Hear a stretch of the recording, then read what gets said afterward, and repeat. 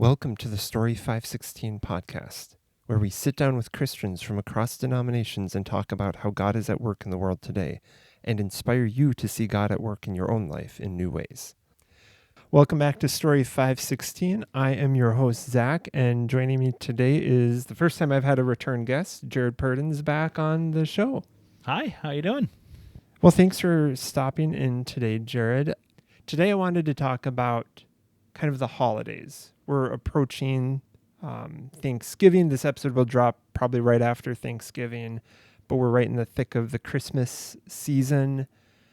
You have Thanksgiving, Christmas, New Year's, the Super Bowl, if you want to include that in the holiday lineup, but just all these holidays, one after the other. And as I was thinking about it, I was like, do I want to do a themed episode? We're not on video, so we can't just do a normal episode and just wear Santa hats. So trying to come up with some theme or topic that relates to the holidays, to Christmas. And what I had thought of was something that I've dealt with myself in kind of disappointment around the holidays. And I just kind of wanted to discuss that topic. And I'll jump in and just continue talking here to explain what I mean by that. I know for myself, a lot of times I approach any holiday, be it Thanksgiving, Christmas, Easter, 4th of July, whatever, with certain expectations. You see people's Instagram reels or these posts in magazine or catalog. I might be aging myself saying magazine and catalog. I don't know if kids these days do those things. Or see in a movie about Christmas, this idealistic celebration. And I've noticed that I've had that going into a lot of holidays where I will be like, oh, I really want to feel celebratory going into Easter, or really feel like contemplative at like the Christmas service and really have this sense of gratitude towards Jesus. And then a lot of times, like the actual holiday itself in my life sucks. Like it's been this it hasn't met that idealistic image that I painted in my mind. And I know for myself, that's first world problems. I feel like I'm talking about here that, oh, the thing you were looking forward to was still decent. It just didn't meet your high expectations. I know other people have even more negative feelings that are brought up during the holiday season. Maybe you lost a loved one, or someone had a diagnosis where they're saying this might be their last Christmas. So there's this sense of, I think, disappointment kind of tied to expectation that can just kind of hang in there during the holiday season. Yeah, I know that I will say for myself, the holidays, like Thanksgiving, Christmas, was always kind of viewed as family time, which I think it is obviously for most people. But it wasn't until I got a little older, it wasn't until I got into really taking on Christian faith at an individual level that I started realizing, wow, Christmas is supposed to be a little more than just, having good food and maybe watching a football game and, just joking around with family. It maybe should be a little more than that. But to be honest, that's kind of what I grew up a lot with in my family. Now, my wife grew up, she was a missionary. Well, her parents were missionaries, I should say, to Thailand. And she grew up with Christmas being a very intentionally religious holiday for her and her family. And so she always really enjoyed that. And ever since she's moved to the States and we've been here, we haven't seen her parents too often. And especially, I don't think we've seen them ever on, around Christmas time at all. And I can remember, this was probably like 4 or 5 years ago or so, we spent Christmas with my family, and it was good. It was a fun time. But something that my wife has always brought up is she's just said, it's just, I don't want to offend you and I don't want to offend your family, but it's always just been a little disappointing because I just feel like, it's just kind of get together, eat food, and then just be lazy for a few days, and that's it. And there's just no meaning to it. Like, there's just nothing there. And it kind of shocked me when she first said that, but because this is what I'm used to, right? I'm kind of just used to that being the holidays, and it's a break, right? That's what it's for. Right. But yeah, I was surprised when she said all those things, but it did get me to reflect a little bit and to realize, yeah, we do have holidays for a specific reason, not just to have a break, but to remember specific things that those holidays are for, which is funny enough, something that we forget often.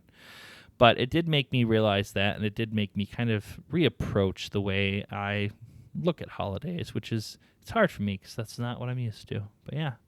I know for myself, kind of going into the holidays, I think my family tried to do certain traditions.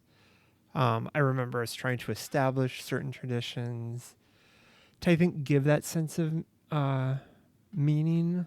But even so, even with the traditions, sometimes those, for myself, could even become these idealistic things that, oh, this tradition is going to carry with it this weight, this purpose, these feelings. It's going to bring us all together. And then Christmas Day rolls around, or Easter rolls around, or whatever holiday it is rolls around, and your car has a flat, or you just woke up on the wrong side of bed and you're just in a bad mood. And it just doesn't reach that pinnacle of emotion that you were hoping for. And I think there's probably something to be said about a lot of social media and how that kind of creates these expectations. If we're kind of taking it, if we wanted to think about it that way, on how social media creates these expectations of like these, you're seeing the highlights in people's lives. You're not seeing what actually happens. Like, even if you had like a terrible Christmas and everyone was mad at each other, you could still take a picture, post it on social media, and everyone would think that it was fantastic for you. Yeah, I think social media definitely plays a big part in it for sure. Obviously, we know that social media in general causes a lot of stress for people who tend to spend a lot of time on it, because it's hard for us as human beings not to always compare, right? And think about, why is everybody else so happy? Why am I not happy? I see all these smiling, happy pictures. I was thinking of, even before this, like the old Christmas movies, like the original How the Grinch Stole Christmas, and seeing like the Who's all sing after the Grinch steals everything. And, you just see that and you're like, well, why can't I just be happy like that on Christmas Day? Okay, right? Just like grab hands with everybody in the neighborhood and sing around the tree. That doesn't happen usually. Or ever. So, like, why not? Well, with these interviews that I do, we do try and kind of focus on like how God is working and showing up in the world today. And with this topic of disappointment, yes, I wanted to acknowledge that a lot of people have this disappointment, have these unmet expectations especially during the holiday season. And I think that disappointment, those unmet expectations, those negative feelings can actually be a signpost pointing us to God. And I wanted to read this quote from C.S. Lewis. I believe it comes from the book, The Weight of Glory. So the quote reads, "The books or music in which we thought the beauty was located will betray us if we trust to them. It was not in them. It only came through them. And what came through them was longing. These things, the beauty, the memory of our own past, are good images of what we really desire. But if they are mistaken for the thing itself, they turn into dumb idols, breaking the hearts of their worshippers. For they are not the thing itself. They are only the scent of a flower we have not found, the echo of a tune we have not heard, news from a country we have never visited." And especially that last part of the quote, I've heard that for years. And that's been a very meaningful quote to me. It kind of reminds me of this idea that, yes, there are these longings, these desires we have for a perfect Christmas or perfect Easter. That desire for a perfect moment is a good desire. And I think that desire is pointing us, is a signpost, is part of the compass of our life, pointing us to the next life, to the restoration of all things. That we were created for a utopia, for Eden. And that utopia, that perfect world was broken. But we didn't lose that longing in our own hearts.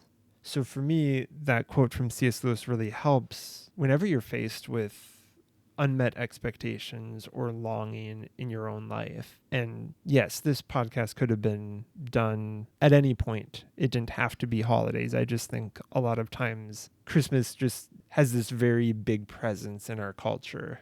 And with a big presence like that, I think come even stronger feelings of unmet expectations. Yeah. I mean, I agree with everything you're saying. I think that it's important to note that longing is there, that we, every time that we feel a sense of sadness, anytime that we feel a sense of, this isn't just, this isn't right, that is definitely our heart calling out to God. That's our heart calling out to something bigger than we've ever experienced. And I think what matters too is in a lot of those moments that you may think of and I may think of as perfect moments, I think something that's so important to note is that we have to remember that to get to those moments, or even to be in that moment, call it perfect is an interesting thing, because you could break down what that means. But even beyond that, it is constantly a choice of choosing joy that matters to even get to those moments, right? Obviously, a lot of those moments can make you feel like, whatever, what's the point? It's too hard. It's not going to happen for me. I'm a loser, or whatever the case is, right? But it's important to note that to get to any of those, to get to that place, it's about constantly making choices, to choose joy, to choose, in many instances, the hard path so that you can get to what's right. And that's definitely, that's the struggle. That's the one thing you have in control. How are you gonna face the monsters or the dragons that come into your life and want to destroy you, right? Yeah. And I even think one of those hard choices that you're talking about can even be just broadening your expectations and not having it be so narrow. Because a lot of times I found myself being like, Christmas has to look exactly like fill in the blank. And I gave no wiggle room for anything to go out of this very narrow focus of like, these are the things, these are the feelings I have to feel, these are the things that have to happen. But when I'm able to make a hard choice, because sometimes that's a hard choice to let go of that specific laser focused desire and be like, I'm going to choose to see the good in the situation I find myself in. Even if it's really hard to see good in a situation, I think seeing that longing and just connecting your longing to God, the longing's there for a reason. It might not be fully met, but I think it's important. And I'm reminded of, I think when I was growing up, there was a Christian children's entertainer called the Donut Man, I think. And he made a funny comparison of like, there's a donut hole shaped heart, or a donut hole, a hole, like, I don't know. There's a donut hole in the heart. No, I think maybe, are you trying to say like that there's like the donut shaped hole in your heart, or like to say there's an empty space in your heart? This analogy is a disaster at this point. But I think it's like everyone's heart is like a donut, and there's that hole, and then the donut hole is like Jesus that can fill that spot. Or I could have just gone with an easier analogy of the God-shaped hole in everyone's heart.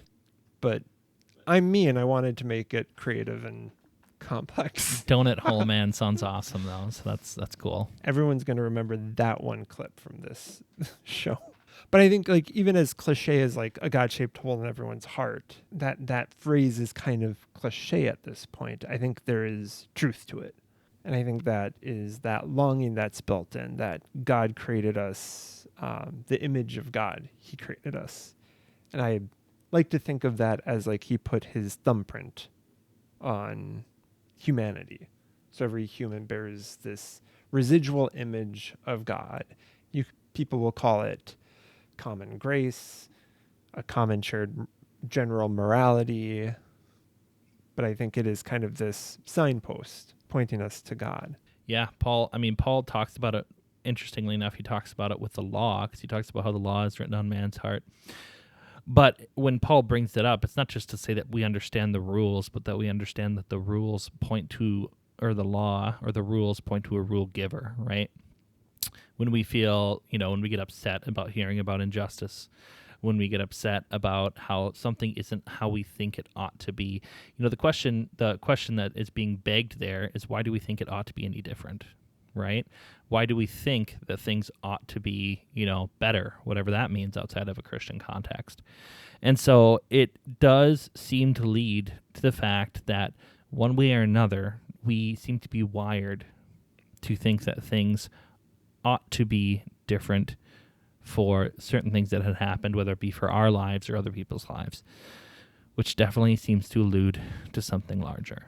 I would encourage all you listeners this kind of Christmas holiday season, or really any holiday season coming up for any holiday, that when you're faced with those unmet expectations and the holiday itself isn't playing out how maybe you wanted it, that you take a moment and maybe just consider that maybe these expectations, these unmet expectations, these disappointments can point you to God.